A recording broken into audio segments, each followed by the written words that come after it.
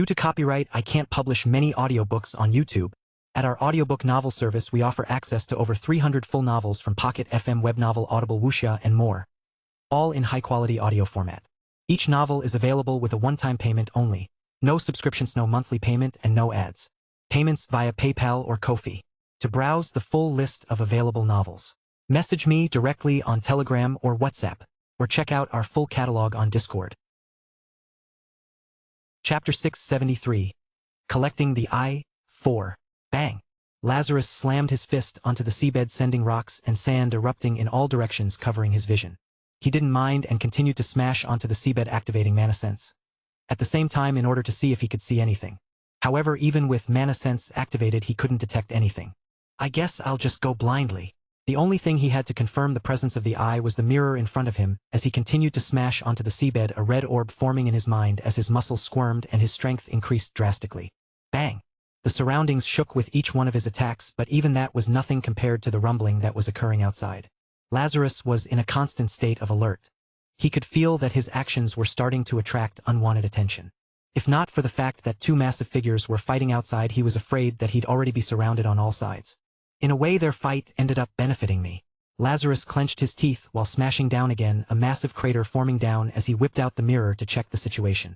It's bigger. The circle within the mirror was bigger than before, and this was all Lazarus needed to know. He wasn't acting in vain. Bang! Bang! With both feet planted onto the seabed with Step of Suppression activated, he smashed down with all his might. The crater beneath him expanded, and from time to time he'd stop to check the mirror and see the dot growing larger. Almost. After a certain point, he no longer bothered using the mirror. That was because he could feel the presence of something underneath him. Though subtle, it was enough to make his blood boil, and he understood then that he was close to finding the eye. His heart sped up, and so did his movements as he smashed with more force and pace. Bang! With his fist colliding onto the seabed once more, Lazarus felt the top of his fist hit something cold, and when he looked down, his already rapidly beating heart sped up. There, embedded deeply onto the seafloor, was a scepter crowned with a single black eye that pulsed faintly under the darkness of the water, its glassy surface seemingly untouched by the passing of time as Lazarus felt his body freeze. The eye! Lazarus had a hard time describing the feeling the eye gave him, but the moment he caught sight of it, the world around him turned colder, and he started to feel his previously fast-beating heart slow down. No, not just his heart. His movements too. What the? Looking around, Lazarus realized that he wasn't the only one who had slowed down. In fact, almost everything around him had slowed down. From the falling of the sand around him to the flow of the water. Time seemed to slow down for everything. And then, swoosh! A figure slowly emerged in the distance, his appearance revealing that of Silas as his gaze fell on the eye that was embedded deep into the seafloor. What's this? He paused, staring at the eye below. Then, slowly turning his attention towards Lazarus, Silas smiled. Looks like you've found something interesting. Rumble. Appearing before Exahurl, Delilah swiped her hand once, trying her best to strip away at the mist that was covering the massive creature, but just as she moved, the creature attacked, and Delilah was forced to defend as a black film formed around her, absorbing the invisible attacks that she couldn't see. Absorbing all of the attacks, Delilah was forced back, her deep black eyes growing an even deeper shade of black as her momentum rose. The same was true for Exahurl as its frame grew. The surroundings shook at the might of the two figures. Even those within the remnant south weren't left unscathed, with massive waves forming and crashing onto the city, destroying the port and several buildings. Everything within the vicinity was affected by the two of them. Even the cadets that she had left behind were having a hard time. If not for the fact that she had sent them far enough for them not to feel the full brunt of their aftermath, they would have probably been in deep trouble. It was just unfortunate that she couldn't think too much about them. As of right now, she only had one goal: remove the mist that was surrounding the large beast. While its true appearance did indeed shatter the minds of those who stared at it, it also signified its weakness. Only by striking at its exposed self could Delilah truly hurt it and have a chance at victory. But that was easier said than done. The beast was well aware of her intentions, and it did everything possible to prevent her from coming closer to him. Not only that, but its attacks were incredibly fast, making it extremely hard for Delilah to get near it. Even now she was struggling to read its attacks. Bang! They came from out of nowhere and were incredibly fast. Delilah was struggling to get a proper read on their pattern and direction. She was still able to defend against them, but she could feel herself slowly start to lose momentum. Swiping her hand and defending against another attack, Delilah pressed her foot against the ground, a ripple forming underneath. A wave of pressurized wind burst out from the central point of her heel, and a powerful burst of energy shot toward Exahurl. The monster reacted, instantly blocking the attack, but it was also in that moment that a gigantic wyvern appeared right above it. Kirk! With a loud shriek, the wyvern dove down onto Exahurl as Delilah brought her hands together and used the new skill she had acquired thanks to the bone of the destroyer-ranked beast. A sharp whistling sound pierced the air the instant she activated the skill, and the wyvern burst into a bright light blazing like a second sun and flooding the world below with its brilliance. Everything happened incredibly quickly. In the span of a single blink, a deafening explosion erupted, the blinding light slamming into the beast. It let out a horrific wail and thrashed violently, sending massive waves surging across the water. Delilah understood that her attack hadn't caused significant damage to the monster. It had merely blinded it for a short moment, but this was enough for her. With a single tap of her foot against the air, the black film around, as if her mere motion had snatched the sun from the sky, she pulled Exahurl into the shrouded void with her. This time completely. Now Exahurl stood within her domain. And within her domain she alone ruled. Ripples stirred around her, but Delilah didn't hesitate. She swept her hand toward them, sharply intercepting whatever force was trying to reach her. She was fluid with her actions, and the attacks were easily dealt with, fading into the darkness that surrounded the world. A terrifying silence followed as Delilah fixed her gaze on the distant beast. Things were different now. Now that the beast was trapped within her domain, she could feel control settle over everything around her. Her dark hair swayed gently in the shadowed void, and her pupils began to swirl. Pressing her hand forward, several large black hands appeared beneath the gigantic creature, rising up towards it and gripping onto the mist that was enshrouding it. Eek! Exahurl wailed, retaliating in its own way, but Delilah was one step ahead. Appearing right before the monster, she clapped her hands once. Clap! It was as if lightning had struck. A thunderous crack split the air, and Exahurl froze only for a heartbeat, but it was enough. From below, the hands gripped the mist with sudden force, slowly dragging it downward, peeling the layers away, and tearing the creature's form free from its protective layers, exposing its true form to the world. Delilah closed her eyes the moment its true appearance started to appear before her. Within her domain, she didn't need to see. She could feel it all. Nothing could stop her now. Her hand lifted slowly, deliberately, as countless others emerged from the darkness around her, clawing, reaching from every direction toward the monster, tearing the mist away from its body until its true figure appeared for the world to see. Too bad. The outside world was sealed. But at the same time Delilah managed to strip Exahurl of its protective layer, she felt the pressure coming out of the monster's body start to expand, and her face turned grim. She understood all too well that this was merely the start. The moment she stripped the mist away from the creature, she also released its true form. Feeling the pressure coming from the gigantic monster, Delilah showed no emotion. She couldn't show any emotion. She had already calculated this beforehand. She just stood suspended in the void. Waiting for the beast to accumulate its momentum, as though she wanted to challenge it at its best. Sensing what was happening, Exahurl erupted in fury. It felt Delilah's intent, and the pressure radiating from its body surged, violently expanding outward in a wave that almost caused the entire domain to collapse. Delilah's face paled at the sudden pressure, but she resisted. She continued to wait. The beast's rage deepened, boiling over as its massive form lunged forward, hurling itself at Delilah with the force of an unstoppable tsunami. Even Delilah felt extremely apprehensive at the sudden attack. But even then, she didn't move. She was waiting for something. Eek! The beast moved dangerously close, its dozens of eyes glaring and tentacles writhing in every direction, trapping Delilah with no clear path to escape. She was trapped. Or at least that was what the beast thought. Suddenly opening her eyes again, Delilah's eyes were now completely black. So black that it almost felt as though they sucked the very light from the world. The world froze. Everything froze. Everything but Delilah, as she stepped forward until she stood before Exahurl, gently resting her hand on the beast's massive body. Her deep black eyes continued to swirl as her palm pressed against its flesh. And then, bang! Black blood spilled across her hand as the colossal beast was violently thrown back, a deafening explosion tearing through the air. Its massive form crashed into the water, sending towering waves rippling across the area. The dark domain shattered moments later, and the familiar white sun returned to the sky. By the time everything settled down, Delilah was the only one standing in the air. She stood supreme. But not for long. Her previously indifferent face slowly changed, turning completely pale as her thin lips suddenly quivered. Before she could fully grasp what was happening, her eyes drifted down to the black blood, staining her hand, and dread settled over her face as she watched the dark liquid seep into her skin.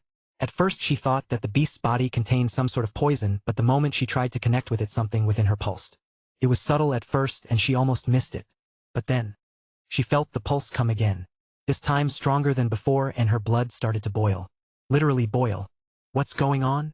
Before Delilah could even realize what was happening, she heard a gigantic roar coming from the distance, and when she turned her head, she saw Exahurl slowly rise up from the water, its eyes locked onto her direction. Delilah tried to react, but she found herself unable to move at all. Her blood continued to stir, forcing her in place. She didn't understand what was going on, and her usually calm expression started to fade. It was then that it happened. Bang! A terrifying force hit her directly on her left side and she was flung into the water. Chapter 674. Collecting the Eye. 5. Splash! A figure hurled downwards and water erupted in all directions. A biting cold pierced Delilah in all directions as she felt the water embrace her body from all sides. Feeling subtle convulsions coming from her arm, Delilah's expressionless face showed signs of change. What is happening? It all happened so suddenly and unexpectedly that she found herself unable to comprehend the situation. It was right as she touched the blood. Something within her stirred and she found her body freezing up. It made absolutely no sense to her, and even now she was struggling to take control of her body as she continued to feel the strange blood-boiling sensation. It was almost as if her own blood was alive, stirring with some sort of weird energy that she couldn't control. She wanted to figure out more about the blood, but she knew this wasn't the time. Ignoring the pain and the stiffening sensation, Delilah's eyes flared open as she looked up in the direction of the massive figure and shot out from the water. Splash! A series of attacks immediately shot in her direction. She tried to dodge, but the moment she moved it felt as though her whole body was submerged in an extremely viscous substance, slowing down her movements. This little delay was all Exahurl needed in order to get its attacks to land on her, as wounds began to appear on Delilah's body as she stumbled back. Blood began to seep out from the wounds. Thankfully they were anything but deep. Although Delilah's body looked delicate, it was extremely sturdy. Despite the pain, Delilah didn't make a single sound as she quickly recovered and locked eyes with the distant creature. It was also then that she managed to get a proper look at it. She struggled to comprehend the figure, but if she had to describe it, it was like gazing into a monstrous jellyfish, its body composed entirely of countless eyes, all staring directly into her soul. Looking down, she saw a mist starting to form beneath it, and she knew that she didn't have much time left. Looking around, her gaze fell on the massive wound that she had left on its body, and the world around her turned dark again. With the domain no longer active, she had a harder time trying to defend against the monster's attacks. She planned on activating her domain again in order to gain the upper hand once more. But Delilah's actions stopped midway as her blood boiled again. This time it was a lot more powerful than before, and she froze midair. An opening appeared and Exahurl didn't miss it, sending several tentacles shooting in her direction. Seeing the sudden attacks, Delilah's pupils shrank. Bang! She tried to react, but alas, it was too late as the attack eventually managed to land on her body, sending her crashing against the water once more. Splash! A large geyser of water erupted once more as crimson water splashed in the air. This doesn't look too good. Staring at the scene from a distance, the saint's eyes squinted. He had noticed the abnormalities with that woman during the fight, and while he did want to help, he couldn't. Turning around and seeing the numerous people on the ship, he understood that if he were to leave to help her, everyone would die from the aftermath of their attacks. He even thought about sending them away, but that was easier said than done. The saint could feel Exahurl's attention was locked in their direction. And that was even in spite of the fight that was currently happening. This was a troublesome situation. A troublesome situation indeed. HM? Sensing something, the saint suddenly raised his brow as a figure shot out from the water and appeared right behind Exahurl. She was incredibly fast, taking the saint and the beast aback.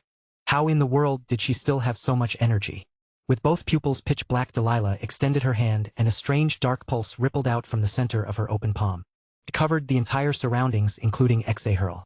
Her face went pale the moment the strange pulse surged out, her body trembling weakly, yet at the same time she turned her head to face the saint directly. Ah! As if sensing her intent, the saint raised his hand and a massive spear of light formed above his palm. I guess it's my turn. A blinding radiance flooded the surroundings, the very air rippling beneath the force emanating from the weapon. The power behind the spear was strong enough to make Delilah grow apprehensive as blood flowed from the side of her lips. Still, this was perfect. Exahurl was wounded, and with her sudden attack she managed to incapacitate it. If the saint managed to hit Exahurl with the spear, then zoo! A sharp whistling pierced the air as the spear shot into the distance.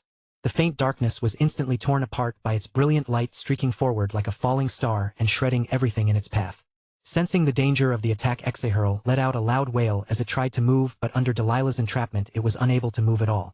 The spear tore through the air, blazing as brightly as a distant sun until it finally closed in on the beast and, bang, hit it directly. A brilliant white light flooded the area the moment the spear struck the beast. The blast forced Delilah to stagger back, her face paling further and her body trembling violently.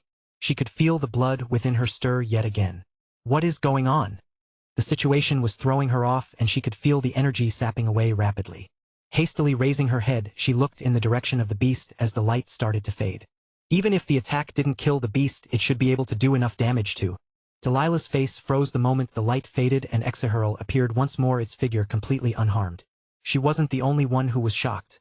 Even the saint was shocked by the sudden sight as his golden hair swayed in the air. Impossible. He had put everything into that attack, and while he wasn't stronger than the beast and the mysterious woman, his attack had been accurate and powerful enough to deal massive damage to the beast. How come it didn't work? This made no sense at all. He wasn't the only one shocked. Delilah was too. She had also felt the power behind the strike. It was incredibly powerful. Enough to make her grow wary of it. And yet, the beast stood unscathed, almost as if nothing had happened to it. How was this possible? How was this? Suddenly feeling her blood pulse again, Delilah staggered back as she rapidly held onto her heart. Slowly lifting her head, she stared at the massive creature that looked at her with its dozen eyes and felt her breathing growing haggard. What sort of? Before she could even react, a grotesque raw ripping sound tore through the air as the tentacles parted, revealing a massive mouth that seemed to be made of the very darkness that Delilah used. Her blood stirred further, and before she could even react, the darkness swallowed her whole. At the same time, deep within the maw, Sensing something, Silas slowly lifted his head to look up as a smirk slowly played at his lips. So it seems that the situation is about to end over there. In that case, I should end things over here too. He turned his attention towards the merchant in front of him. In particular, the relic was deeply embedded in the ground. With just one glance, Silas could feel the tremendous power emitting from it. One glance was enough to make him shudder. In the end, it was the right decision to pretend to chase him. Following the sequence of events that had occurred above, Silas had truly wanted to tear the merchant apart. However, realizing that he had collected the mirror, he also realized the merchant's true intentions. He had been looking for the goddess relic the entire time. In that case, why stop him? He pretended to give chase, almost catching him on multiple occasions. However, in reality, he had been waiting for this since the start. His efforts paid off, and in the end, the merchant had truly found the relic. Slowly pulling his gaze away from the relic, Silas turned to look at the merchant. How should we go about this? Should I just take it by force, or are you going to give it to me? How should we go about this? Should I just take it by force, or are you going to give it to me? How should we go about this? Should I just take it by force, or are you going to give it to me? In his excitement, the voices slipped out. Silas's face twitched as he quickly recovered and looked at the merchant once more. He could tell from the merchant's body language that he was trying his best to reach for the relic, but Silas wasn't dumb enough to allow that. Right as the merchant took a secret step back, Silas shook his head and his body faded from the spot appearing right before him. Force it is. Lazarus's pupils shrank the moment Silas arrived, and he hastily reached down towards the relic, but Silas was too fast for him, pressing his hand against Lazarus's chest and sending him crashing away. Yucca! Blood flowed out of Lazarus's mouth as his chest caved in, several of his ribs cracking at the force of the impact. Feeling his hand strike Lazarus's chest and feeling it cave in, Silas was sure that it wasn't merely an illusion, and his lips pulled up as he turned his attention towards the scepter embedded in the water. Everything was progressing smoothly. Exahurl was almost done up above, and he had managed to get his hands on the goddess relic. All that was left was getting rid of the merchant and that annoying pirate in order for him to finally become whole. Smirking, Silas reached for the relic, however. Right as he bent down to take it, his expression changed as he was shocked to see it fade before his very eyes. What? But it was just... His head snapped toward the merchant, who clutched his chest, blood seeping from his mouth. Beside him sat a small black cat, gripping the relic tightly. Seeing the cat, Silas's eyes shook. A cat? How? When? Silas was just about to move when Lazarus suddenly raised his hand and struck his own right eye. Poochie! Blood began to seep out into the depths of the water, leaving Silas stunned by the sight. The next scene was even more grotesque as he watched Lazarus slowly pull out his own eyeball. He didn't scream. He didn't flinch. He didn't... anything. He was completely emotionless the entire time. As though the pain was nothing to him, before he slowly turned towards his cat and grabbed onto the scepter, pulling out the eye embedded into it and placing it into his missing eye. That was the moment everything changed, and Silas froze on the spot. Because it was also in that moment that he felt it. A deep sense of dread. Chapter 675. I can do this for everyone. Lazarus more or less had a vague idea of Silas's intentions. Although he didn't have much time to think because of the urgency of the situation, he wasn't stupid enough not to know that Silas was aware of his intentions the moment he took the mirror. Silas obviously knew that he was trying to collect the goddess relic. There was a very high chance he'd wait and bait him to get the mirror. That was why he didn't collect the eye himself, but had Pebble collect it directly using Lament of Lies on the black cat instead of himself. This caught Silas off guard and resulted in Lazarus obtaining the eye. With that being said, he didn't come completely unscathed, as he felt several of his ribs broken from the impact of the attack. But more than that, Lazarus felt a cool sensation wash over him as he came in contact with the eye. The sensation was hard to describe, but it was almost as though his mind cleared up and information started to flood his brain. He understood almost immediately what needed to be done, and he didn't waste time stabbing his own eye and ripping it out. Poochie. The pain was intense and his blood fused with the crimson waters, but Lazarus paid no mind to the pain. He only had one goal at the moment, and that was to fully merge with the eye as he brought it directly towards his now empty socket and placed it inside. From the moment he channeled his mana, the eye started to stir, squirming in his socket, as Lazarus felt an ancient and terrifying energy filter through his head. It made him freeze for a moment alongside the world around him. Ah! A scream eventually ripped out of his mouth, spreading past the water that surrounded him. The pain had grown so intense that he found himself unable to restrain the scream. He was worried that his moment of vulnerability would give Silas an opening to attack, but it was much to his surprise to see that Silas was frozen in place. Frozen?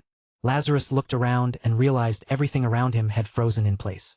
Although he didn't truly understand why this made him feel a lot more at ease as the pain in his eye intensified, causing every part of his body to convulse beneath the depths of the water. Water sizzled as the eye started to grow hotter. Sizzle. The pain grew alongside the sizzle. Lazarus lost count of time then. Felt like days had passed or even weeks, but he wasn't sure. Time seemed to have completely stopped in that moment. By the time Lazarus regained himself, the world around him also started to recover, with time flowing back into its natural flow. And eventually his gaze fell on Silas. "You? What have you done?" Silas had a look of extreme apprehension as he stared at Lazarus. Though Lazarus didn't notice any obvious changes in his body, what he didn't realize was that the relic's lingering energy was quietly leaking from his eye, making him seem intensely oppressive to Silas. "I'm not sure what's going on, but this is a chance." His right eye still burned and his body felt rather drained.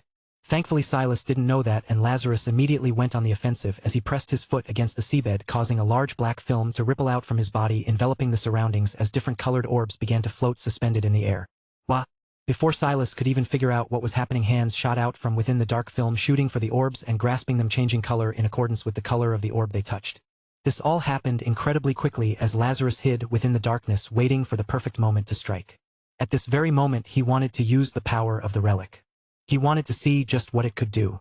However, he had no choice but to restrain himself as information continued to pile up into his mind, slowly allowing him to better understand what the eye did. It would take at least a couple of minutes for him to fully grasp everything, and in the meantime he planned on either settling things with Silas or waiting long enough to be able to use the eye. Bang! Several dozen red hands shot in the direction of Silas, striking him from all sides as he dodged and blocked all of the attacks without too much trouble. The attacks appeared to have no effect on him, and understandably so. He was a Tier 8 user. How could something like this hurt him? The only reason why he had yet to fully retaliate was that he was worried about the eye.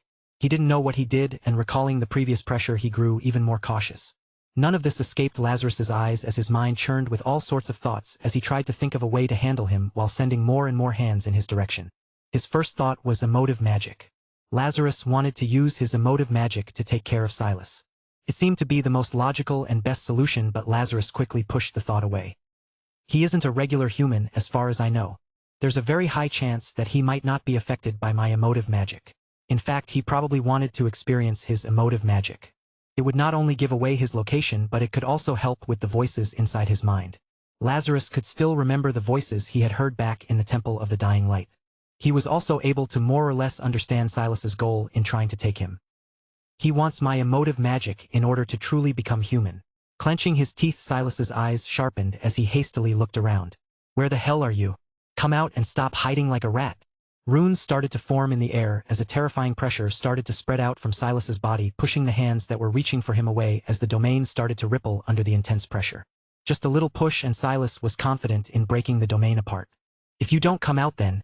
Before Silas could get all of his words out, he felt a strange fluctuation coming from behind him, and his lips gently pulled up as the space rippled to display a familiar figure, his body taut and ready to ambush him. It was too bad his intentions were obvious as Silas caught the approaching attack without much effort, grasping the incoming fist and striking with his own. Bang! Silas felt the impact of his fist and was certain he had hit Lazarus. However, he remained alert. He had been fooled too many times to let his guard down like this as he looked towards the stumbling figure as he carefully wiped his bleeding nose. Slowly raising his head, Lazarus looked at Silas. "As expected, there is something wrong with my movements. I can't focus properly." He was still trying to get used to the newfound power. Although his vision was clear, almost as clear as it was before, he was still not seeing things correctly. Things were on the left more than they were before. Lazarus was aware that this was merely momentary and that he needed to wait a little bit before he could see just like before, but he didn't really have that luxury. Swoosh! Ripping past the many hands that were trying to entrap him, Silas shot in the direction of Lazarus, his speed abnormally fast. Lazarus tried to react, but Silas was just too fast for him, as he felt a terrifying blow to his stomach that sent him crashing back. Ah! Lazarus could hear Silas's chuckle as he scattered back. However, he paid no mind to it, focusing his entire attention on his right eye. Slowly but surely he was starting to get accustomed to the eye. The world around him was starting to slow down, and Silas's movements were also starting to slow down right before his very eyes. Before, he struggled to keep up with his movements, but he no longer had the same trouble as his movements became progressively slower in his eyes. It was an extremely euphoric feeling that Lazarus couldn't get rid of, his eyes turning bloodshot as he stared at Silas. More. But the moment he blinked his eyes, the world returned to the same speed as before, catching Lazarus completely off guard. He felt something strike his already wounded chest, and a jolt of pain surged through him as electricity coursed down his body. For a moment his mind blanked. By the time he snapped out of it, his domain had already crumbled apart, and he found himself lying on the seabed, Silas appearing not far from where he was. Ah shit! Lazarus tried getting up, but the injuries in his body were starting to catch up to him. He kept his eyes open, watching as the world slowed down once more, slowing with each passing second that he kept his eyes open. That was also how he understood the power more. So long as I don't blink, I can slow down the flow of time in my eyes. It sounded easy in principle, but the more he kept his right eye open, the more it burned. His eyelid grew heavier at the same time, almost as if trying to force itself shut. It took everything for Lazarus to keep his eye open. Even as it started to burn, he kept it open as the world before him slowed down even further. Silas's movements became easier to read in the slowed down world, and he finally retaliated, lowering his body slightly before thrusting upward with his fist. As he did, he blinked and time resumed at its normal speed. Bang! Lazarus felt his attack land against something solid as Silas's eyes widened and he was thrown back. Lazarus wanted to give chase immediately, but he was completely drained. His muscles burned and his injuries stung. He could only remain standing on his spot as Silas recovered in the distance, staring at him with wide eyes. From his face it was clear that he was still shocked by what had happened. Lazarus felt a little proud while staring at the sight. He had managed to go head-to-head against a Tier 8 user without the need of his emotive magic. This was a first for him, and it felt great. But Lazarus also understood that he wouldn't get so lucky the next time. Thankfully, this wasn't the only feature of the eye. He had merely scratched the surface of all of its abilities. Slowly, as his lips pulled into a grin, he extended his hand towards Silas and motioned with his hand almost mockingly. Come. This was just the start for him. He wanted to test all his new abilities. Chapter 676. I can do this forever, too. Chapter 676. I can do this forever, too. This newfound power. Lazarus wanted to continue to experience it. Despite the pain, he could feel that he was slowly starting to get acclimated to the eye. He started to experience all of the other benefits that came with the eye. His vision started to sharpen, granting him the ability to see more clearly and further. Not only that, but even in the depths of the water where everything was dark, he could make out Silas's silhouette clearly. He could also make out the monstrous entities that roamed in the distance and the sea life that lingered in the depths of the maw. Lazarus started to see everything clearly. And that wasn't all. Lazarus was very clear that these weren't the main benefits of the eye. Not even the slowing down ability was its main function. There was something else. Something a lot more terrifying that he could tap into. It was just unfortunate that he couldn't pay proper focus to it as the water before him stirred and Silas's figure moved.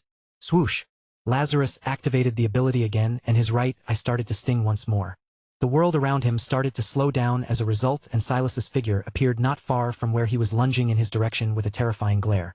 A red orb appeared in Lazarus's mind, his body squirming and popping as it adjusted to the sudden increase in strength. But the change only lasted for a brief moment before Lazarus returned to normal. No, this isn't ideal.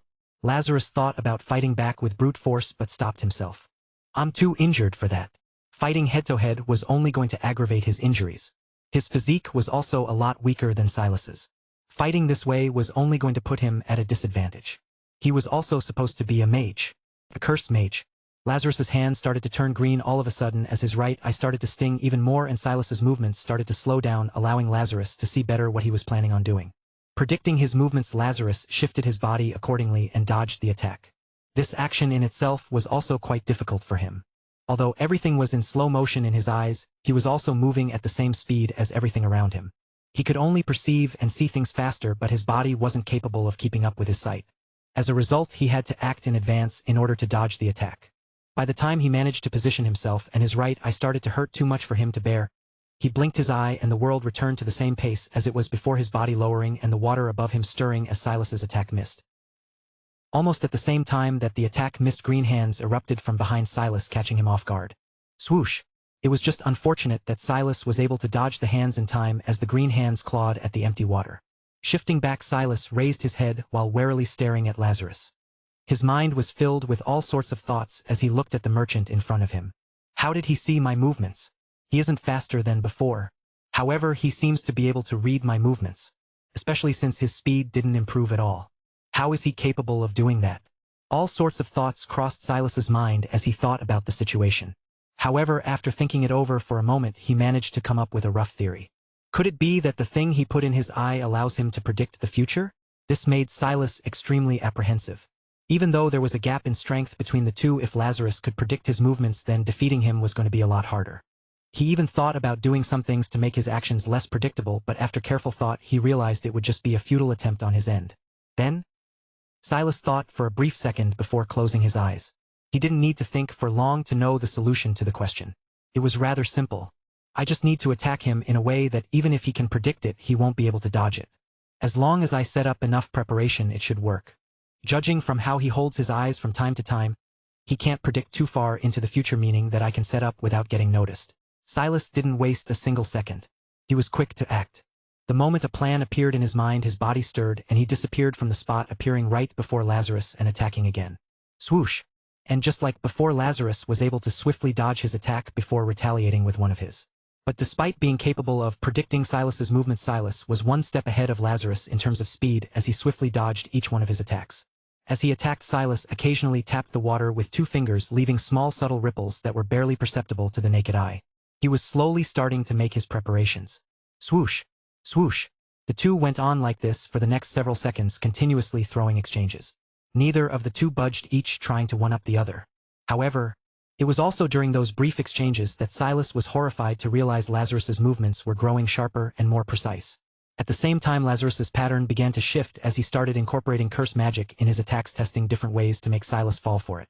In just a few seconds, the tides between the two started to switch as it became harder and harder for Silas to keep up with him. How does this make sense? A tier 8 was actually struggling against a near tier 7? Ridiculous. Even though Silas understood that he was merely trying to bide his time for his inevitable attack, and that this wasn't even his real body, his pride still hurt knowing that he was being pushed back by someone 2 tiers beneath him. He wanted to abandon all plans and attack recklessly, but decided against it and forced himself to calm down. Almost. He just needed a little bit more time in order to reverse the situation. He had to remain calm. He couldn't allow his stubborn pride to take over. And his preparations were soon done. Sensing that all of the runes had been set in place, Silas faded from the spot, appearing further back from Lazarus as everything settled down between the two of them. Their eyes met and Silas just stared at Lazarus. Neither of the two spoke before Silas extended his hand and flicked his finger. Swoosh! Swoosh! Swoosh! The moment he did, bright runes burst to life, flooding the space with light as they encircled Lazarus from all directions. They formed a massive dome pulsing with a terrifying energy that began to surge outward. I've got him! Staring at Lazarus, Silas was confident there'd be no way for him to escape. He was trapped on all sides. So what if he could predict the situation? He wouldn't be able to. Silas may have rejoiced a little too early. It was right as the runes lit up and surrounded Lazarus from all sides that Lazarus's lips slowly pulled up in amusement. Staring at the smile, Silas felt a sudden chill run down his body, and before he even had time to figure out the reason for Lazarus's smile, Lazarus made his move, bringing his hand up in the water as a series of threads shot out from all directions, piercing through the runes that were embedded around him. Show! Show! They were quick and precise, shattering all of the hidden runes he had carefully set up while the two were having an exchange. What? The runes shattered right before Silas's eyes, and as if the shock wasn't large enough, he felt a soft whisper coming from next to him. Your guess was close, but not quite right. Swoosh! Silas's entire body chilled as he hastily turned around only to see nothing. Wah! My ability lets me. Lazarus's words cut off and Silas's head snapped back just in time to see a pair of hands reaching for his face. Silas didn't even have a chance to react before they touched him and vanished. A sudden wave of weakness crashed over him. Uck! He stumbled back, feeling the effects of the curse invade his body. It wasn't a powerful curse, but it was enough to make him feel weak for a few short seconds. He also wanted to hear the answer to Lazarus's words. If he couldn't predict, then what did the relic do? What did it? You think I'm actually going to tell you? Lazarus's words whispered to his ear, once more sending subtle shivers down Silas's body, as he tried to react but felt something touch his stomach. Another wave of dizziness washed over him. This time it was even more intense. It was nothing crazy but enough to throw him off, and present an opportunity for Lazarus to exploit as he proceeded to inflict curse magic on Silas's clone. Thankfully, even though Silas's body wasn't his real one, the curse magic still took effect. It wasn't long before his face turned pale and his body began to convulse. He was almost there. He just had to. Rumble. Rumble. That was when it suddenly happened. Just as Lazarus was about to strike again, the world began to tremble. He froze in place as Silas, still kneeling on the seabed, suddenly burst into laughter. Kek, kook. Lazarus stared at Silas in confusion, unable to understand what was going on. But everything changed when he suddenly felt the water around him shift. A terrifying ripple spread outward as a massive eye emerged from the depths, locking onto him and freezing him in place. Silas's clone disintegrated on the spot as Lazarus found himself face to face with the eye. Exahurl was here? Wait, wasn't it fighting the woman from the Empire? If it was here then? Lazarus's eyes widened in shock. No, that makes no sense. That. And then, stop resisting. A deep and ancient voice whispered into the depths of the water. Become my nutrition just like the human woman from before. Our little game ends here. Chapter 677. I can do this forever. 3. A few moments earlier. An eerie calm settled over the surroundings the moment the tentacles shot forward and absorbed Delilah within. Nobody knew how to react. How could they react if hardly anyone could even stare at the massive creature that stood in the distance? They weren't even sure about what had happened. All they knew was that it was silent. So silent that it felt that all noise had been stripped away from the world. Is it over? Did she manage to defeat that monster? Can we? Don't look. A loud voice shattered the noise, followed by a few others, as everyone started to wonder about the situation, while hastily keeping their heads lowered, while the saint warily stared at the massive creature that appeared in the distance, levitating in the air without making any movement. The saint's face grew extremely grim. He was the only person who had been able to see what had happened. As such, he was also the only one who was aware of the strange woman's defeat. His expression tightened as he replayed the sequence of events in his mind. It had all happened extremely quickly, but from what he managed to understand, the woman had some sort of reaction to the beast's blood, and as a result grew weaker, which Exahurl took advantage of and ended up absorbing her. Whatever happened to her, the saint wasn't sure, but feeling the pressure that was emanating from the distant creature, the saint grew tense. This was extremely bad, wasn't it? The saint could feel a terrifying energy starting to boil deep within the beast's body. If it managed to absorb everything, then leave. Quickly leave this place. Open the sail. He quickly started to bark orders as he looked at everyone on the ship. Take off the anchor and make sure you don't look at the beast. We have to leave now. His words were met with a brief moment of silence, but then, clamor. Everyone stood up to their feet, quickly getting to work as they hurriedly followed his order without looking in the direction of the beast in the distance. We must leave now. This is our only cha. Wait. A voice suddenly interrupted the saint. Turning his head, the saint's eyes fell on a certain figure he couldn't quite remember. He's with those strange two people that disappeared. And as? He only recalled because of the diary that he had in his pocket. What is it? That. Inez paused, staring at the water while looking back at the saint. There's still two people in the water. We should. No. The saint cut Inez off, understanding exactly what he was trying to say. I understand what you want, but it's not possible. Given our current situation, I have the responsibility of bringing everyone here to safety. I can't wait for them. Even if it's against the goddess's wish. Pausing, the saint shook his head. No, this is the goddess's wish. We can't sacrifice our followers like this. No, but. There's no but. If you don't like what I'm doing, then you're very free to leave the boat. Just don't interfere. Inez wanted to argue, but seeing the expression of the saint, he understood there was no arguing. He really was planning on leaving without them. Oh no, what do I do? Right. There's the emergency ship set up by and. If I can. Inez suddenly paused, staring at the saint not far from him. What's your decision going to be? Will you stay or will you leave? Inez bit his lips, thinking about the situation. On any normal occasion he would have listened to the saint without any question, and yet he found himself hesitating in front of the very figure he had once worshipped. What was going on? How could he be like this? Why did he even care about people he had only recently met and had forced him into this situation? Normally, any normal person subjected to such treatment would hold deep resentment for them. He'd wish nothing but death for them. And yet, Inez didn't find it within himself to hate them. Why? Why was that? Grow. A voice suddenly whispered in his mind. Anas hastily looked around but found that nobody was speaking. You need to grow. Stop clinging to things that tie you down. The voice echoed again, and this time he realized the voice wasn't real. It was within his mind. What is? Before Anas could understand, the voice echoed again in short bursts. It felt familiar, but he couldn't quite understand to whom it belonged. And yet something within his chest stirred. He didn't know why, but without even thinking his body moved, and then he jumped into the water. I have no use for someone that is tied down by weights they themselves can't bear. It's time to cut them loose and grow up. Splash. Exahurl's voice slipped into Lazarus's mind like a whisper, echoing softly but sinking deep. It held him there motionless, unable to breathe or think. You are more than ready for me to absorb. A single whisper was enough to send a sharp migraine through Lazarus's skull. As the eye trembled, seemingly shifting and morphing into something else, the pain worsened and he strained to grasp what he was looking at. It was an eye? Black void? No, that wasn't important.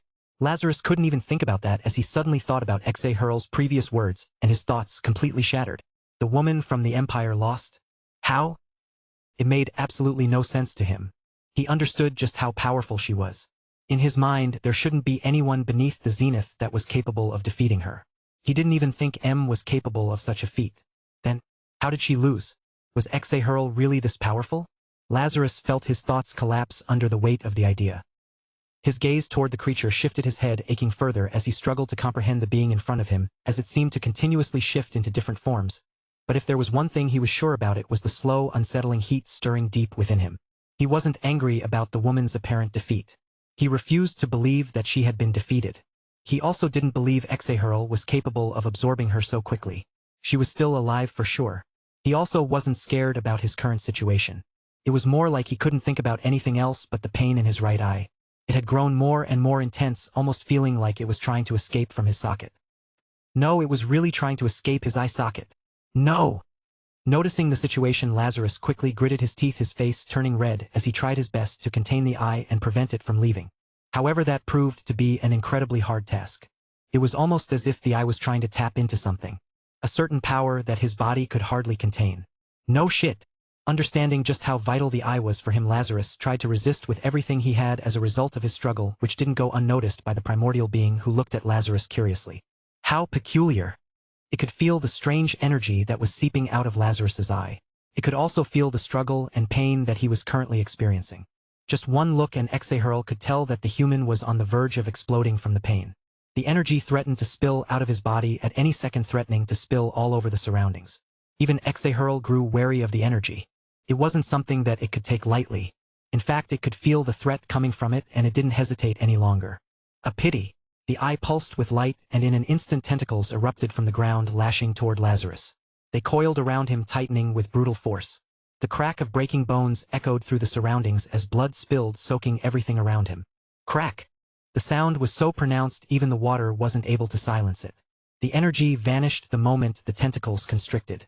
And when they finally loosened their grip, nothing remained but shredded entrails and a spreading pool of blood spilling into every corner of the surroundings. An eyeball also lingered in the water as the eye of Exahurl stared at it for a brief moment before the tentacles rose up and absorbed everything that lingered in the water. In seconds, everything faded and all traces of Lazarus were gone. Just like that, he had died. Exahurl's eye slowly closed before it started to fade from the spot. By the time the eye opened again, a figure appeared in front of it, struggling as it held onto its right eye. How peculiar! Staring at the human and feeling the peculiar energy coming out of its eye, Exahurl grew slightly wary of it. Even it felt a threat coming from the energy in the eye. The eye glowed and several tentacles burst out from the ground, all moving towards Lazarus and wrapping around his body and squeezing tightly. However, right as they wrapped around the human, they froze in place as Exahurl's large eye blinked in confusion. What's going on? Didn't I? It only grew confused for a few seconds before pressing tightly against the human, and a muffled cracking sound echoed across the water. Crack! Blood spilled all over as pieces of entrails and organs drifted across the water. Exahurl raises its tentacles and absorbed everything before closing its eye. It needs to quickly assimilate with the power and that of the human woman who was still struggling within. Opening up its eye again, Exahurl stared at the struggling human before it. How peck, huh? What is going on? Taken aback, the eye shifted back as it stared at the human and then its surroundings. This time it could feel like something was wrong. It had experienced this before. How could it? A deep hoarse voice echoed through the water as Lazarus slowly raised his head, clutching his eyes now burning with an intensity that felt unbearable. Opening his trembling mouth, he managed to force out a few words. "You've noticed it, haven't you? Can do this forever." Chapter 678. I can do this forever. 4. Chapter 678. I can do this forever. 4. Can do this forever? Exahurl momentarily froze upon hearing the human's words. But then, rumble. The ground trembled as the eye shook its tentacles, lashing out at Lazarus from every direction, coiling around him and squeezing tightly. Crack. The muffled sound echoed once more, with organs and pieces of his flesh flying everywhere. It was a grotesque scene that would cause the stomachs of anyone staring at the scene to churn. But, by the time the eye blinked, the scene replayed and Lazarus appeared in front of Exahurl. Just like before, his lips pulled into a smirk as he weakly raised his head to stare at the gigantic eye that stood before him. Like I said, I can do this for... Crack. His body was shredded apart instantly once more, only to reappear unscathed a few moments later. The same smirk played at the lips of Lazarus as he looked at Exahurl. He could recall everything that had happened. He was just like Exahurl, trapped within this limbo of time as his body was constantly shredded into thin bits of paper. Lazarus deeply understood that his death was gruesome. He had probably died in the most horrible of ways. But it was quick. The pain he had experienced was almost negligible. "How are you doing this?" Exahurl shook once more, its voice sounding extremely agitated. "How is this possible? How can a being like yourself be capable of pulling something like this off? How was it possible?" None of it made sense to it at all. Could it be the strange relic? Yes, it had to be the relic. Exahurl fixed its gaze on the human once more as tentacles shot out, wrapping around his body and crushing him like before. Crack. An eye floated in the water like before, and feeling the energy contained within it, Exahurl tried to reach for it, only for the world to suddenly shift and a familiar figure appeared before it again. Bang! In its fury, it struck downward, crushing the human in a single blow as a muffled cracking sound echoed through the air once more. Cracka! Sand burst into the air from the impact, and as it slowly settled, Exahurl saw a faint silhouette emerge, once more gazing at him with the same unsettling smile as before. Like I said. The human's voice drifted into the water once more, making its way into the beast's mind. I can do this forever. Bang. He was crushed once more, his body reduced into nothing but a pile of flesh. You can keep going? Bang. Bang. Exahurl slammed the ground again and again, relentlessly flattening the area as it vented its rage. Bang. So can I? By the time the sand settled down once more, Exahurl didn't wait and continuously killed the human. It tried different ways of killing it. From ripping its body apart to slowly burning it alive in the depths of the water to shattering his mind. He tried several different methods, each one more painful than the last. And yet, the human didn't budge at all. How can this be? Watching as the human appeared once more, Exahurl stopped for the first time as the human stood on the opposite end, his face pale but his eyes clear. You're stopping? Lazarus brushed his hair back, his lip twitching slightly. And here I thought you said you could go on forever. Was that all? Tentacles shot forth once more, ripping his body in half. This time Exahurl made sure to be as slow as possible when ripping his body in half. It wanted the human to feel the pain, to break its mind completely. But that hurt quite a bit. The human looked completely unscathed. Appearing once more, he touched his abdomen and mumbled things like, "So that's how my organs look. Not really a pretty sight." It was almost as if the entire ordeal had left no scar in his mind. Was he just immune to pain? Or was the human just acting? Exahurl's eye trembled once more, but this time it quickly calmed down before closing and disappearing. I may not be able to kill you, but that doesn't mean that I won't be able to leave. The entire world has already forgotten about your existence. There is no point. Exahurl found itself standing before the human once more. Staring at the scene, the creature froze, completely unable to understand. But then, seeing the human smirking in its direction, Exahurl's fury reignited as the figure calmly touched his neck. It's really such a pity that you left without killing me. I felt rather lonely, so I just killed myself in order to see you. Human. Bang. Once more Exahurl killed the human as a large tentacle slammed down on the ground, crushing him on the spot. In its anger, it forgot to torture him, squishing his body in one movement. But what did I say about quick deaths? They just don't. Bang.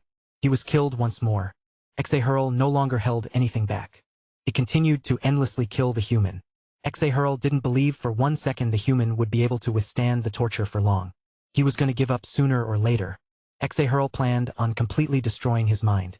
If it couldn't kill him physically, it was going to do it mentally.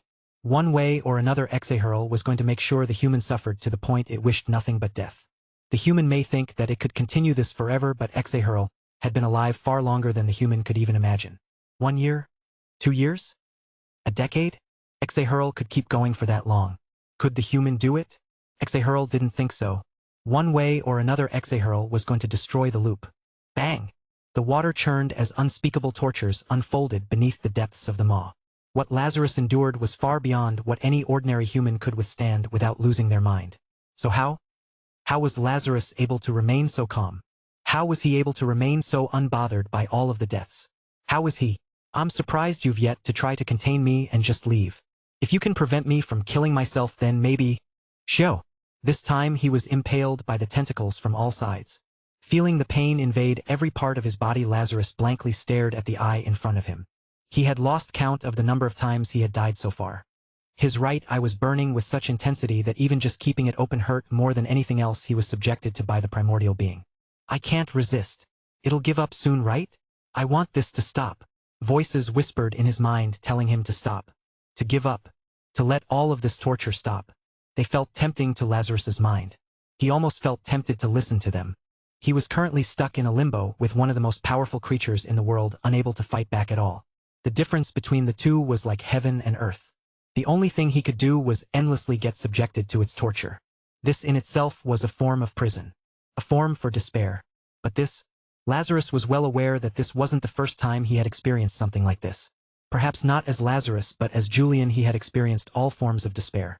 His memories still lingered within Lazarus's mind. His experiences still lingered within his mind. Everything. Lazarus still recalled everything. This was why even as he died again and again he never lost hold of who he was. His mind didn't break and he was able to quickly push the pain away from his mind. Bang! Bang! Bang! He was persevering. He could continue this forever. With Julian's memories he was sure that he could keep up for as long as he wanted. But, was this really what he wanted? Was perseverance until one of the two gave the desired outcome that he wanted? It isn't. Julian had given up on himself in order to learn more about the 5th level of emotive magic. He had created an entirely new persona in order to achieve that. He had been created in order to fulfill his goal. Lazarus was merely a byproduct of what he wanted to achieve. In the end, he wasn't a real person, just an entity designed to experience things that Julian hadn't. And so, repeating what Julian had done in the past was going against everything that he had been trying to achieve. His goal was to truly touch and grasp the 5th level of emotive magic. He had already touched it but had yet to fully grasp it. He had to let go. He had to let go of the memories of Julian and truly become a completely different entity. This was so that he could experience everything all over again. It was scary. So damn fucking scary. Just the thought of having to go through all that pain without anything to back up that trauma scared him to no end. Every part of him didn't want to do it, and just the mere thought made him shake. Lazarus understood the true consequences of his actions. He understood he could very well go mad. He also understood that the moment he succeeded he'd fade, becoming nothing but nutrition for Julian and his growth. The thought of fading and disappearing like that scared him to no end. But he had to do it. This is what I've been made for. I am nothing but a drifting entity created with the sole purpose of growth. Bang! Feeling his body get squashed yet again, Lazarus woke up again to see the gigantic eye in front of him. Staring at it, Lazarus smiled sadly. This was going to be the beginning of the end for him. But even though his mission was almost over, he planned on leaving with a bang. He planned on making his little existence mean something. Come. I'm getting bored. When will you attack me again? Bang. Chapter 679. Insignificant. 1. The pain seeped into every corner of his body. It surged through his bones, tore through his muscles, and finally clawed its way into his mind. Lazarus felt the pain vividly. It was sharp and it sent chills down every corner of his body. He wanted to scream. Scream until his lungs gave out, until it felt like he had ripped them straight from his chest. However, in the faintest of corners, a figure appeared, soothing his pain, comforting it. I've been through much worse. This is nothing. You can easily withstand this. I've been tortured for 6 months by a dragon. I've been poisoned by some strange creature. I've endured so much pain I've ripped my own hair out because of it. I've endured days without food, living next to a bunch of dead people. I've lost someone who is very dear to me. Had to let go of someone I love. What you're experiencing, it's nothing. With my help you can withstand it. You can. No. Lazarus clenched his teeth and brushed all the voices away. This temptation, this memory, he had to fully let go. He had to become his own person. Bang! But even though he knew, he hesitated.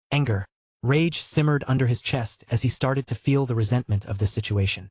He didn't just start to resent the monster in front of him. He started to resent Julian. In the end, I'm suffering just for you. All this pain, this torture, I'm suffering it just to make you better. Fuck! Lazarus's body began to tremble. The weight of his own insignificance was finally sinking in, and the fury that came with it was ripping him apart from the inside out. Bang! The more he died, the more his rage and resentment built up. Stop it! Make this stop! Lazarus wanted to reach for Julian. He wanted to help him stop the pain, but his hatred was also stopping him from doing so. No, I won't let you be any part of me in my last moments. I will disappear as Lazarus and Lazarus only. Just know that. Ha-ha! Bang! The torment dragged on. Lazarus was treated like a plaything, with Exahurl experimenting, twisting him in every imaginable way just to see how much he could endure. Time slipped by like this.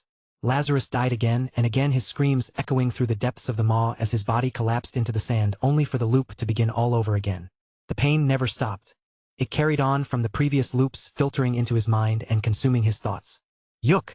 Sprawled onto the sand beneath him, Lazarus didn't want to get up. He felt like shit. No, he was shit. He felt disgusted by himself. At how all of his efforts in the end were going to be futile for himself. At how insignificant he was. Disgust.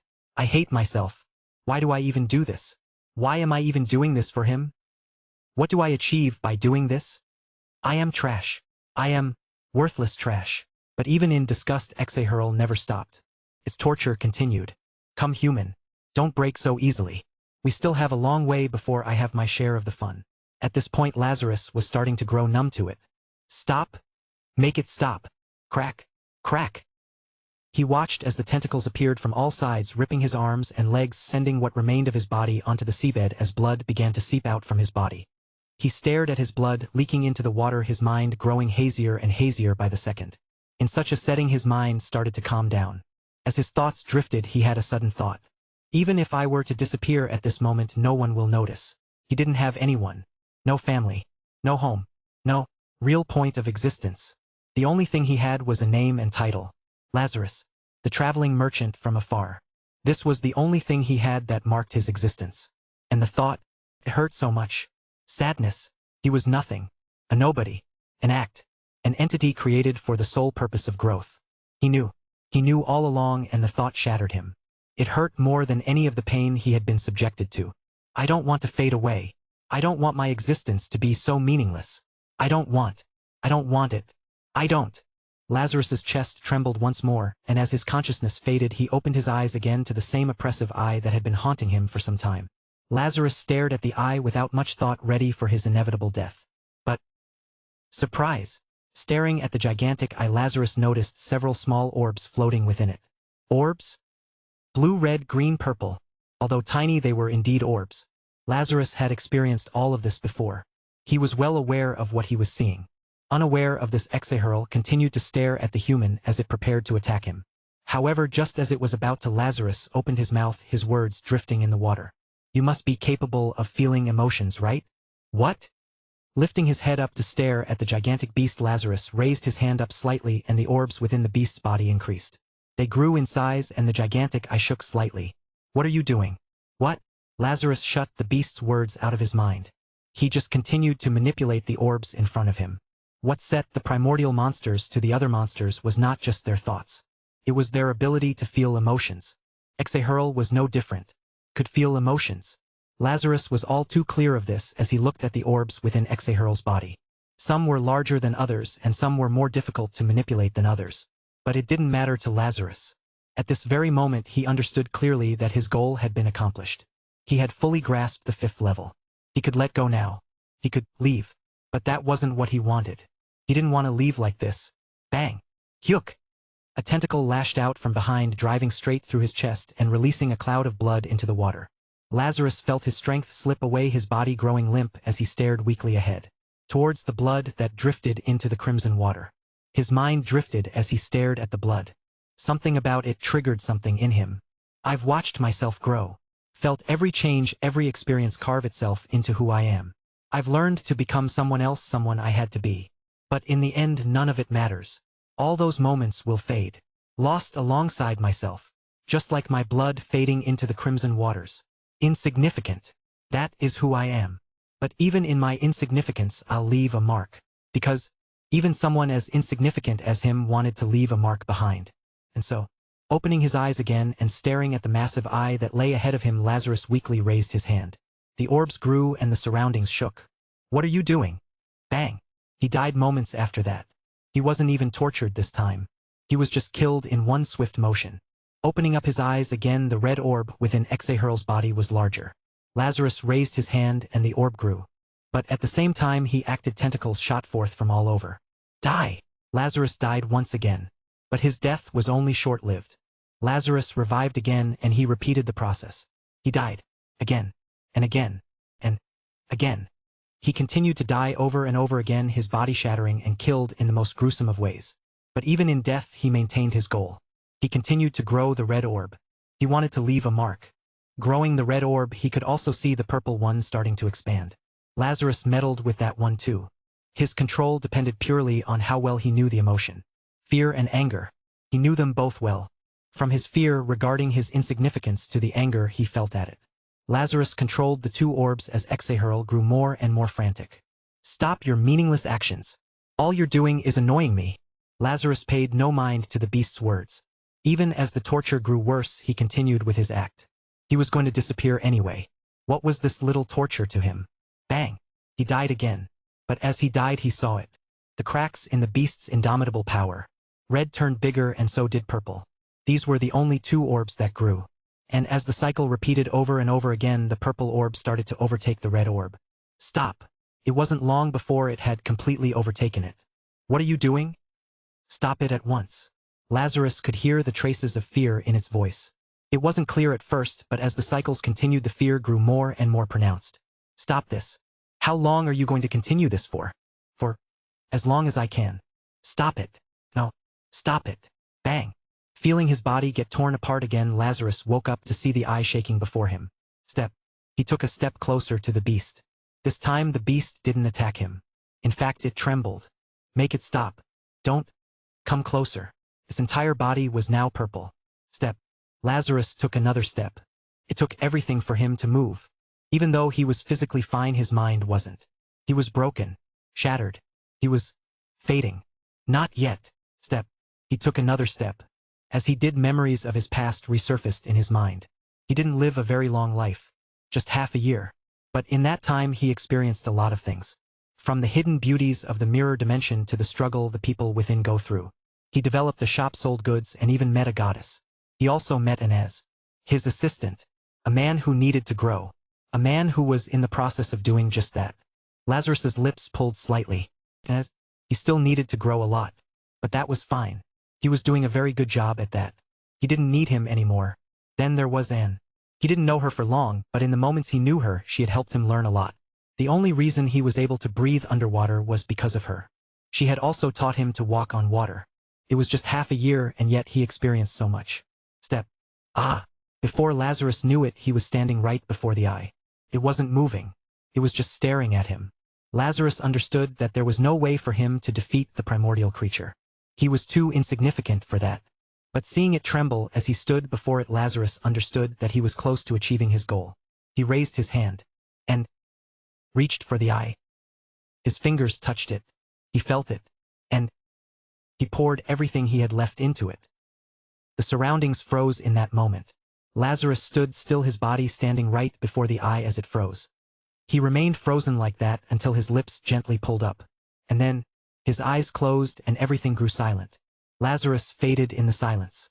He was nothing but a mere character, an insignificant being. But even in his insignificance he had left a mark. Such was Lazarus, the traveling merchant from afar. Joy. Chapter 680. Insignificant. 2.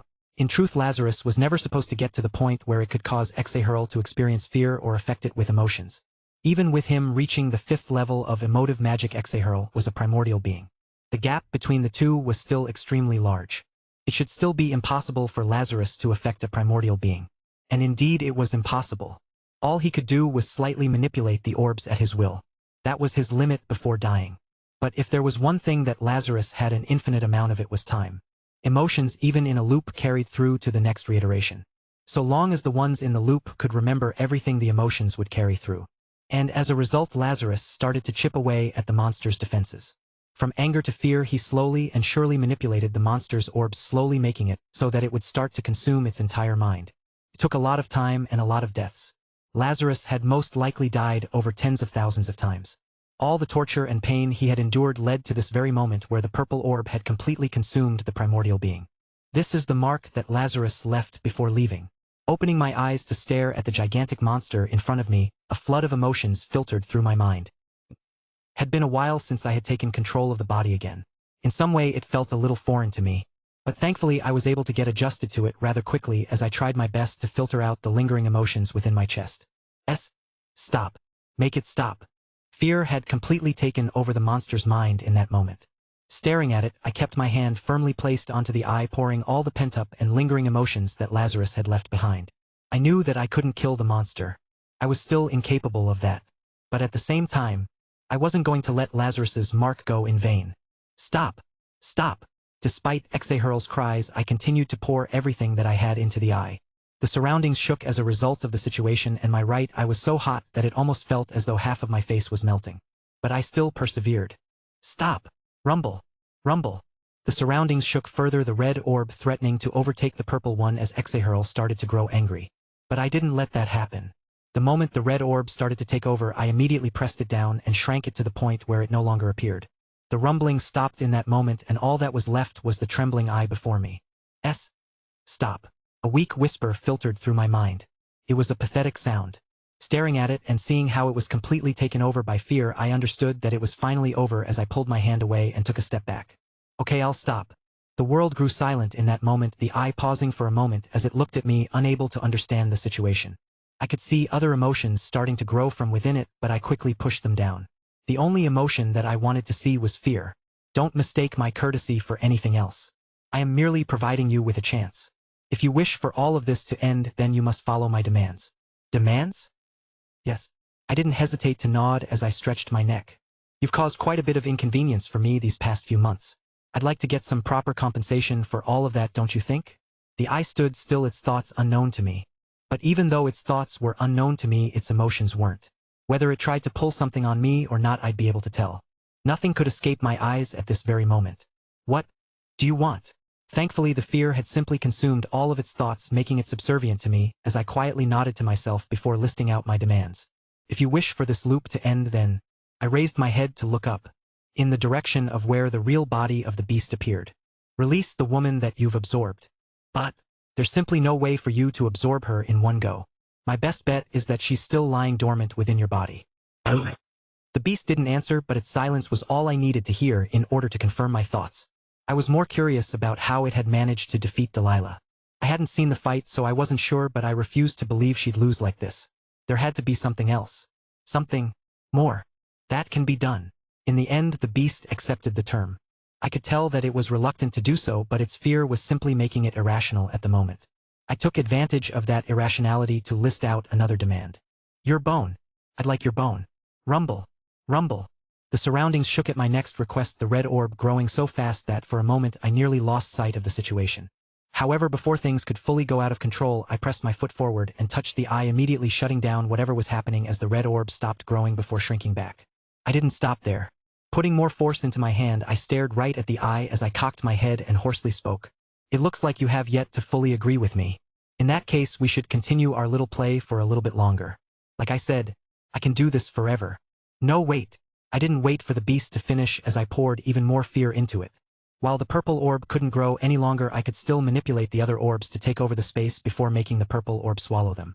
This most likely heightened the fear that the beast felt, making it tremble further as it started to shake. No, human. Please. I'll listen. I'll listen to you. It was a pitiful sight. What once was one of the apexes of the mirror dimension had been reduced to nothing but a begging eye before me. Lazarus's death and struggle. None of it was in vain. All his struggles were for this very moment. For the moment when an insignificant being took down a primordial being. Swoosh! A pale white light suddenly flooded the surroundings, momentarily startling me as I was about to increase the intensity of the emotive magic even further. But right as I was about to do so, my thoughts paused as I stared at the black substance that stood before me. I frowned while staring at the substance. It felt like some sort of viscous goo, like oil to some extent. What was this supposed to be? However, I realized rather quickly what it was as the primordial being spoke. This is my bone. You can take it. A bone? This was? No matter how much I looked at it, it didn't look like a bone at all. In fact, it looked more like blood than a bone. Was it lying to me? No, it doesn't seem like it is. Then this is really its bone. I looked at it for a second before reaching my hand towards it. Eventually the bone hovered towards my palm, and I felt a terrifying energy coming from it as it started to pulse in my hand. Yes, this does feel like a bone. It's just that I've never seen one like this. I nodded slowly before putting the bone away. All right. I turned my attention towards the beast once more. I'll take the bone. Then, will you? Don't worry, I will end the loop. There are just a few things that I need to make sure happen once this loop breaks. The first thing that I wanted was for the monster skill to finally be removed. I didn't want my existence to be completely erased from the world.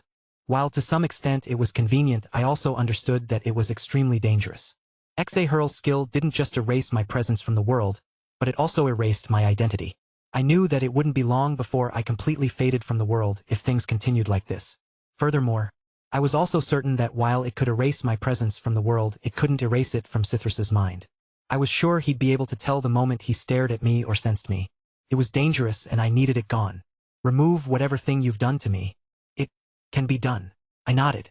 I wasn't done with my requests. There was one more thing that I wanted. Most probably the most important thing. I can't guarantee my own safety after all of this is over. I need to make sure that it won't attack me anymore. However, how exactly can I do that? Killing Hurl was simply out of the question. Even though it was currently completely consumed by fear, it could still kill me with the flick of its tentacles. The only reason it didn't do it now was because of the loop. But once it was gone? Who was there to say it wouldn't kill me on the spot? I needed to make sure that I could guarantee my own safety after all of this was over. I need you to guarantee my safety once all of this is over. I simply don't trust you. Who is to say that you won't try something once I end the loop? Provide me with some sort of means to guarantee my safety and I will let go of you. Is that really your last request? Yes. There were times when the purple orb within the beast's body showed signs of receding, but I quickly brought it back up to ensure it kept the same level of fear for me. In the end, as the creature fell silent, it spoke once more. Can be done. I have a way to make sure you can entrust me with your safety. What is it? It's... Halfway through its words, Hurl paused. Its entire figure froze in place as though it were frozen in time. I stared at the eye in front of me in confusion, unable to understand its sudden action. But most importantly, staring at the eye and seeing the purple orb grow even larger than before, I grew alarmed. What is happening? Why is getting scared? What is making it so scared? Wah! Before I even had the chance to figure out the answer, the eye faded from the spot, disappearing as though it had never been there to begin with. And then, rumble. The world shook. If you want access to fast updates or the full novel in high-quality audio, contact me now and buy. I offer over 300 complete audiobooks from Pocket FM, Webnovel, Audible, and more. No locked episodes, no subscriptions, just one-time payment via PayPal or Ko-fi. Message me directly on Telegram or WhatsApp, or check out the full list of available novels on Discord. Start listening to your next favorite audiobook today.